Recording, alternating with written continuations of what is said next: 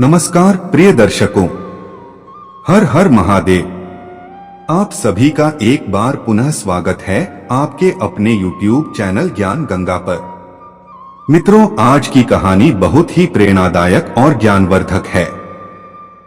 इस कहानी को पूरी तरह ध्यान से सुने। यह एक बूढ़ी चिड़िया की कहानी है जो बहुत पावन और पवित्र है। इस प्राचीन कहानी को सुनने से जीवन के सभी पाप नष्ट हो जाते हैं। तो आइए इस कहानी को शुरू करते हैं। एक समय की बात है, एक बूढ़ी चिड़िया और एक कौवा एक शिव मंदिर के बाहर बैठे थे। उनका रोजाना वहां उठना बैठना होता था। एक दिन बूढ़ी चिड़िया और कौवा वहां बैठे हुए थे। तभी कौवा बूढ़ी चिड़िया से प्रश्न पूछता है, हे बूढ़ी चिड़िया, भाग्य बड़ा है या बुद्धि? यह प्रश्न सुनकर बूढ़ी चिड़िया कौवे से कहती है, कौवा, तुम्हारे इस प्रश्न का उत्तर तुम्हें एक कहानी के माध्यम से मिलेगा। तुम शांत चित्त होकर बैठो, मैं तुम्हें एक कहानी सुनाती हूँ। इस कहानी को गौर से सुनो, तुम्हारे सारे प्रश्नों के उत्तर इसी में मिल जाएंगे। कौवा कहता है, ठीक है। वह शांत होकर बैठ जाता है और अपने दोनों कानों को बूढ़ी चिड़िया की बातों पर लगाकर बड़े ध्यान से कहानी सुनने लगता है। बूढ़ी चिड़िया कहानी शुरू करती है। कौवा, प्राचीन समय की बात है। एक बार ब्रह्मा जी का दरबार लगा हुआ था। सभी देवतागण वहां बैठे थे। भाग्य और बुद्धि भी ब्रह्मा जी के दरबार में मौजूद थे। बातचीत के दौरान भाग्य और बुद्धि में नोक-झोंक शुरू हो जाती है। बहस बढ़ने पर भाग्य कहता है, जो काम मैं करता हूँ वह बुद्धि नहीं कर सकती। बुद्धि बोल उठती है, मूर्ख मत बनो। जब मैं किसी का साथ छोड़ देती हूँ तो वह व्यक्ति पागल हो जाता है या मृत्यु को प्राप्त हो जाता है। तुम चाहे जितना उसका साथ दो, मेरे बिना वह कुछ नहीं कर सकता। भाग्य कहता है, अरे मूर्ख बुद्धि, तुम नहीं जानती। जिसका साथ मैं छोड़ देता हूँ, तुम चाहे जितना उसके साथ रहो, उसका भला नहीं हो सकता। जब मैं यानी भाग्य उसके साथ नहीं हूँ तो वह न तो भाग्यवान हो सकता है और न ही धनवान। इस तरह ब्रह्मा जी के दरबार में दोनों के बीच वाद विवाद बढ़ता गया। बुद्धि कहने लगी, मैं बड़ी हूँ और मैं ही श्रेष्ठ हूँ। भाग्य बोला, नहीं, तुम मुझसे बड़ी कैसे हो सकती हो? मैं बड़ा हूँ और मैं ही श्रेष्ठ हूँ। यह देखकर ब्रह्मदेव मन ही मन सोचने लगे कि भाग्य और बुद्धि दोनों महान और शक्तिशाली देवता हैं। इनका इस तरह झगड़ा करना ठीक नहीं है। मुझे इनका फैसला करना होगा। ब्रह्मदेव ने पूछा, तुम दोनों क्यों झगड़ रहे हो? भाग्य बोला, ब्रह्मदेव, जिस मनुष्य का साथ मैं छोड़ देता हूँ वह कुछ नहीं कर सकता। वह अपना सारा जीवन गरीबी और दरिद्रता में गुजारता है और कभी खुश नहीं रह सकता। यह सुनते ही बुद्धि बोल उठी, नहीं ब्रह्मदेव, भाग्य झूठ बोल रहा है। जब मैं किसी का साथ छोड़ देती हूँ तो भाग्य चाहे जितना उसका साथ दे, वह व्यक्ति कुछ नहीं कर सकता। बुद्धिहीन व्यक्ति तो मृतक के समान होता है। ब्रह्मदेव ने दोनों की बातें ध्यान से सुनी और मन ही मन सोचने लगे कि यह समस्या बहुत गंभीर है। इसका फैसला कैसे हो? फिर ब्रह्मदेव ने कहा, ऐसे बहस से कुछ नहीं होगा। तुम दोनों परीक्षण करो। भाग्य देव, तुम अपने भाग्य का परीक्षण करो और बुद्धि, तुम अपनी बुद्धि का। यह प्रयोग करके दिखाओ कि तुम दोनों में से कौन बड़ा और श्रेष्ठ है।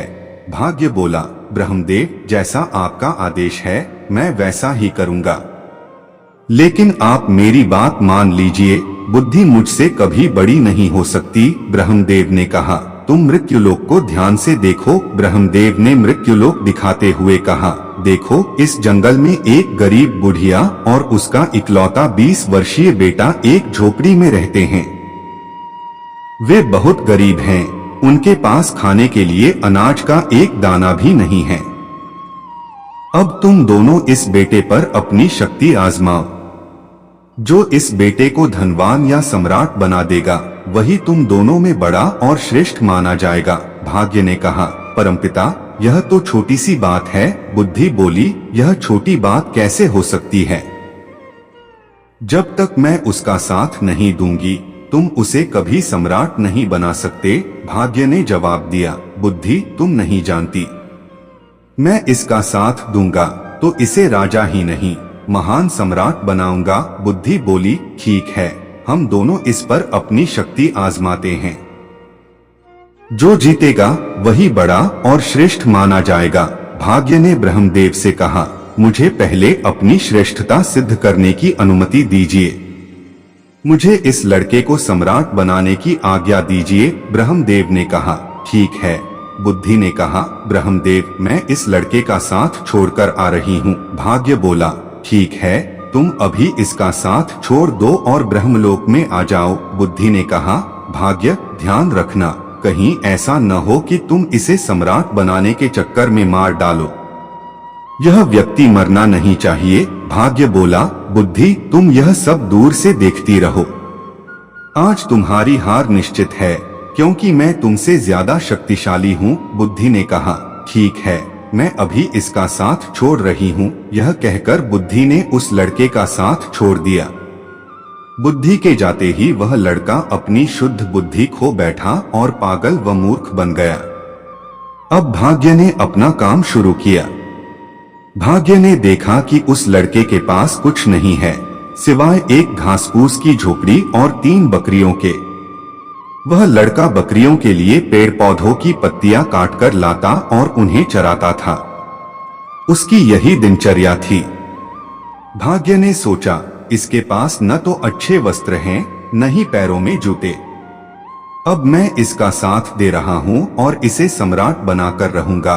भाग्य ने पासा पलटा और उस रास्ते में जहाँ से वह चरवाहा गुजरता था, सोने के जूतों की एक जोड़ी रख दी। लड़के का ध्यान उन जूतों पर गया, लेकिन वह उन्हें सोने के जूते नहीं पहचान सका। उसे तो बस पैरों में पहनने के लिए जूते चाहिए थे। उसने उन जूतों को पहन लिया और सोचा, चलो, जूते मिल गए। अब जंगल में चारा लाते समय और बकरियां चराते समय मेरे पैरों में कांटे नहीं चुभेंगे। वह उन जूतों को पहनकर घर लौट आया। उसकी यही दिनचर्या चलती रही। वह जंगल में बकरियां चराने जाता, पत्तियां काटकर लाता और बकरियों को खिलाता। उसकी मां की बुद्धि भी समाप्त हो चुकी थी, क्योंकि बुद्धि ने उसे भी छोड़ दिया था। भाग्य ने उसका खूब साथ दिया, लेकिन उसके जीवन में कोई बदलाव नहीं आया। भाग्य सोचने लगा, मैंने इसे सम्राट बनाने का संकल्प लिया है, लेकिन यह तो मूर्ख और पागल जैसा व्यवहार कर रहा है। यह सब देख रही बुद्धि ने भाग्य से कहा, क्या तुम नहीं जानते कि मैंने इसका साथ छोड़ दिया है? जब मैं किसी का साथ छोड़ देती हूँ, वह ऐसा ही व्यवहार करता है। भाग्य ने जवाब दिया, मैं भी देखता हूँ कि तुम क्या कर सकती हो। अब तुम देखो कि मैं क्या करता हूँ। उस देश के पास ही एक अन्य देश का राजा था, तेज प्रताप। उसके पास एक सौदागर था जो ऊंटों पर पीतल लादकर दूसरे देशों में व्यापार करता था। एक दिन वह सौदागर उसी जंगल से गुजर रहा था जहां वह चरवाहा अपनी बकरियां चराता था। रास्ते में सौदागर की नजर चरवाहे के पैरों पर पड़ी। उसने देखा कि चरवाहे के पैरों में सोने के जूते हैं और वह उनकी कद्र नहीं कर रहा। सौदागर को लगा कि शायद उसे इन जूतों की कीमत का पता ही नहीं है। वह ऊंट से उतरा और चरवाहे से पूछने लगा, भाई, तुम ये जूते कहाँ से लाए? चरवाहे ने बताया, ये जूते मुझे जंगल में रास्ते पर पड़े मिले। सौदागर ने पूछा, क्या तुम इन्हें बेचना चाहोगे? चरवाहा बोला, हाँ, जरूर बेच दूंगा। इन्हें पहने हुए मुझे काफी समय हो गया है, लेकिन ये टूटते फटते नहीं। सौदागर ने कहा, इन जूतों के बदले जो चाहो मुझसे ले लो। चरवाहे ने कहा, मुझे ज्यादा कुछ नहीं चाहिए, बस एक मन अनाज चाहिए, ताकि मुझे और मेरी माँ को 2 समय का भोजन मिल सके। हम तो भूखे मरते हैं। सौदागर ने एक मन अनाज देकर सोने के जूते ले लिए और खुशी खुशी चला गया। बुद्धि ने भाग्य से कहा, देखा भाग्य, तुम्हारे सोने के जूते एक मन अनाज के बदले बिक गए। भाग्य ने जवाब दिया, बुद्धि, तुम चिंता मत करो, मैं जिसका साथ देता हूँ उसे कोई रोक नहीं सकता। मैं इसे महान सम्राट बनाकर रहूंगा। बुद्धि बोली, भाग्य, तुम मेरे बिना कुछ नहीं कर सकते। देखना, तुम इसे मार डालोगे। भाग्य ने फिर से पासा पलटा और सोने चांदी व रत्नों से जड़े जूतों की एक और जोड़ी उसी रास्ते पर रख दी जहां से चरवाहा बकरियों के लिए चारा लाने जाता था। चरवाहे को फिर से सोने के जूते मिले। वह खुश होकर सोचने लगा, क्यों न मैं इन्हें अपने राजा को भेंट करूं ताकि महाराज प्रसन्न होकर मुझे कुछ इनाम दें। वह उन जूतों को लेकर राजा तेज प्रताप के महल में गया। दरबार में उसने जूते राजा को भेंट किए और कहा, महाराज, ये स्वर्ण जूते मैं विशेष रूप से आपके लिए लाया हूँ। ऐसे जूते तो आपके पास होने चाहिए। राजा तेज प्रताप जूतों को देखकर बहुत प्रसन्न हुए। उन्हें लगा जैसे ये जूते देवलोक से आए हों, मानो स्वयं विश्वकर्मा ने इन्हें बनाया है। राजा ने अपने मंत्री से कहा, सौदागर को 10,000 स्वर्ण मुद्राएं इनाम में। 2 सौदागर को इतनी स्वर्ण मुद्राएं मिली और वह अपने व्यापार को बढ़ाने की सोचने लगा। वह फिर से ऊंटों पर पीतल लाद कर व्यापार के लिए निकला। रास्ते में वह उसी जंगल से गुजरा जहां चरवाहा अपनी बकरियां चराता था। संयोगवश चरवाहा वहीं था। सौदागर ने फिर से उसके पैरों की ओर देखा और नए सोने के जूते देखकर सोचा, यह न जाने कहां से ऐसे जूते लाता है। वह ऊंट से उतरा और चरवाहे से बोला, भाई, क्या तुम ये जूते भी बेचना चाहोगे? चरवाहा खुश हो गया और बोला, हाँ, जरूर बेच दूंगा, लेकिन इस बार तुम्हें मुझे 1 बोरी भुने हुए चने देने होंगे। सौदागर ने उसकी शर्त मान ली और 1 बोरी भुने चने देकर जूते ले लिए। सौदागर ने सोचा, पिछली बार राजा ने मुझे 10,000 स्वर्ण मुद्राएं दी थीं। इस बार शायद इससे भी बड़ा इनाम मिले। वह उन रत्नजड़ित जूतों को लेकर फिर से राजा तेज प्रताप के दरबार में पहुंचा। उसने कहा, महाराज, मैं हर बार आपके लिए कोई नई विचित्र वस्तु लाता हूँ, इन्हें स्वीकार कीजिए। राजा ने जूते देखे और बोले, सचमुच ये जूते पिछले जूतों से भी ज्यादा सुंदर हैं। सौदागर, बताओ, तुम ये जूते कहां से लाते हो? सौदागर को समझ नहीं आया कि क्या जवाब दे। उसने झूठ बोलना ठीक समझा और कहा, महाराज, द्रविड़ देश में एक सम्राट हैं। मैं वहां पीतल का व्यापार करने जाता हूं और वे मुझे इनाम में ऐसे जूते देते हैं। राजा ने पूछा, क्या उस सम्राट का कोई पुत्र है? सौदागर ने फिर झूठ बोला, नहीं महाराज, वे अभी कुंवारे हैं। राजा बोले, ठीक है, हमारी पुत्री बहुत सुंदर है। तुम उस सम्राट से पूछो कि क्या वे हमारी पुत्री से विवाह करना चाहेंगे। सौदागर सोच में पड़ गया कि अब वह फंस गया। वह तो जूते किसी सम्राट से नहीं, एक चरवाहे से लाता था, लेकिन अब झूठ बोल चुका था।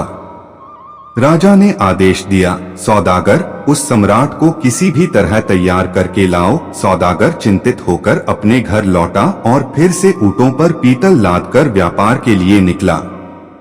जंगल में पहुंचकर वह सोचने लगा, अगर मुझे यह चरवाहा न मिलता तो मुझे सोने के जूते न मिलते और मैं राजा के क्रोध का शिकार न बनता। इस चरवाहे ने मुझे फंसा दिया। वह चरवाहे की झोपड़ी पर जा पहुंचा। चरवाहा सौदागर को देखकर खुश हो गया, क्योंकि सौदागर ही उसके खाने पीने की व्यवस्था करता था। चरवाहा बोला, सौदागर, आइए, आपका स्वागत है। सौदागर ने अपने ऊंटों से पीतल उतारा और चरवाहे से बातें करने लगा। उस समय भाग्य चरवाहे का साथ दे रहा था। बातचीत के दौरान चरवाहा पीतल के बोरे पर बैठ गया। जैसे ही वह बैठा, सारा पीतल सोने में बदल गया। यह देखकर सौदागर को विश्वास हो गया कि यह चरवाहा या तो जादूगर है या ईश्वर का बड़ा भक्त। सौदागर ने सोचा, मेरे पास धन की कमी नहीं है, मैं इस चरवाहे को सम्राट बना देता हूँ। मैं इसके लिए जंगल में एक किला बनवाऊंगा और इसका मंत्री बन जाऊंगा। उसने जागीरदारों से जमीन खरीदी और चरवाहे के लिए एक सेना, नौकर चाकर और दास दासियां तैयार की। चरवाहा, जो बुद्धिहीन था, मन ही मन सोचने लगा, यह सौदागर न जाने कहां से आ गया। इसने मेरी जिंदगी खराब कर दी। अब मुझे अपनी बकरियों को चराने का समय भी नहीं मिलता। वह सौदागर से बोला, तुम जो ठीक समझो करो, लेकिन मेरी बकरियां कहीं नहीं जानी चाहिए। अगर मेरी बकरियां चली गई तो मैं तुम्हें जीवित नहीं छोड़ूंगा। सौदागर ने सोचा, यह कितना मूर्ख है।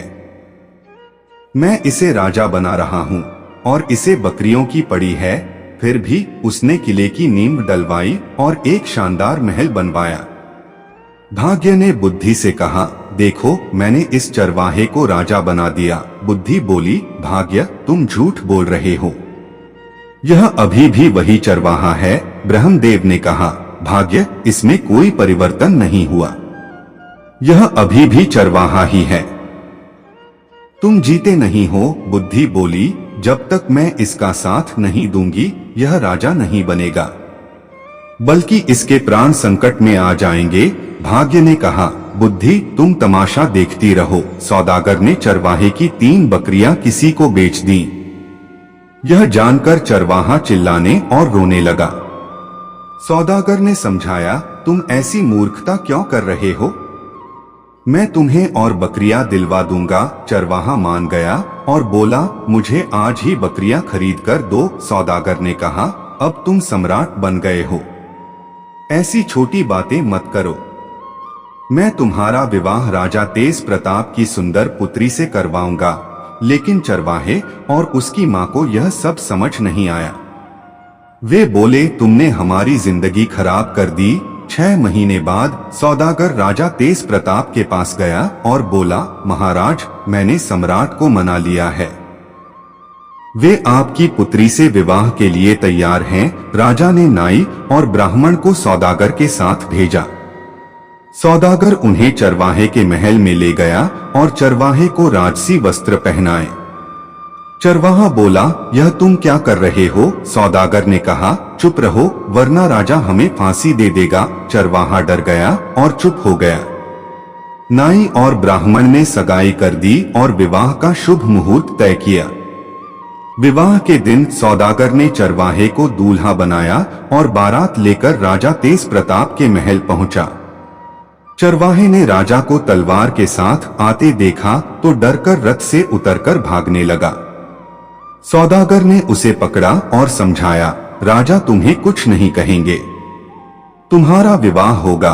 राजा ने बारात का स्वागत किया। विवाह के समय सौदागर हर जगह चरवाहे के साथ रहा। राजा ने पूछा, सौदागर तुम इसके साथ क्यों रहते हो। सौदागर बोला, महाराज मैं इसका मंत्री हूँ। विवाह हो गया और राजा ने चरवाहे को महल का एक हिस्सा दे दिया। सौदागर को अलग स्थान मिला। वह डर रहा था कि कहीं चरवाहा भेद न खोल दे।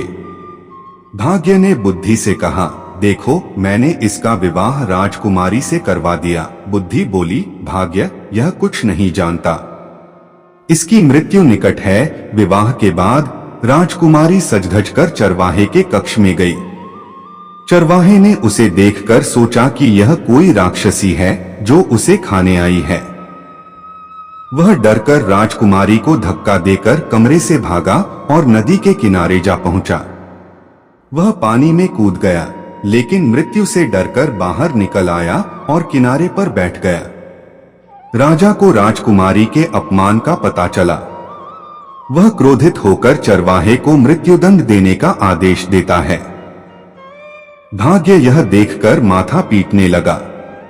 बुद्धि ने कहा, देखा तुम हार गए, यह मारा जाएगा। भाग्य बोला, अगर तुम इसे बचा लो तो मैं हार मान लूंगा। बुद्धि ने हंसकर कहा, ठीक है, अब मेरा कमाल देखो। बुद्धि ने चरवाहे में प्रवेश किया। चरवाहा तुरंत अपने बचाव की तरकीबें सोचने लगा। अगले दिन जब उसे मृत्युदंड के लिए राजा के सामने पेश किया गया, चरवाहा बोला, महाराज आप मेरे ससुर हैं, क्या मैं पूछ सकता हूं कि मेरा अपराध क्या है। राजा बोला, तुमने मेरी पुत्री का तिरस्कार किया। चरवाहा बोला, महाराज मेरे कुल की मान्यता है कि विवाह की पहली रात यदि कोई व्यक्ति नदी में डूब मरे तो वधू विधवा हो जाती है या संतानहीन रह जाती है। जब आपकी पुत्री कक्ष में आई तभी नदी की ओर से बचाओ बचाओ की आवाज आई। मैं खुद को रोक न सका और डूबने वाले को बचाने नदी पर चला गया। अगर यह मेरा दोष है तो मुझे दंड दीजिए। राजा यह सुनकर बहुत प्रसन्न हुआ और चरवाहे को गले लगाकर बोला, हमारे बाद तुम ही इस देश के राजा बनोगे। राजा और राजकुमारी ने अपने व्यवहार के लिए माफी मांगी और तीनों खुशी खुशी महल में चले गए।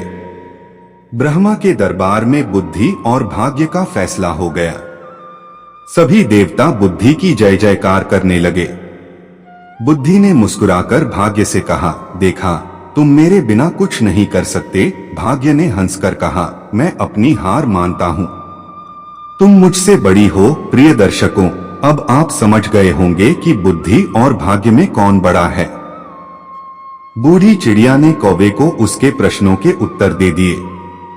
हमें उम्मीद है कि आपको यह कहानी पसंद आई होगी। धन्यवाद।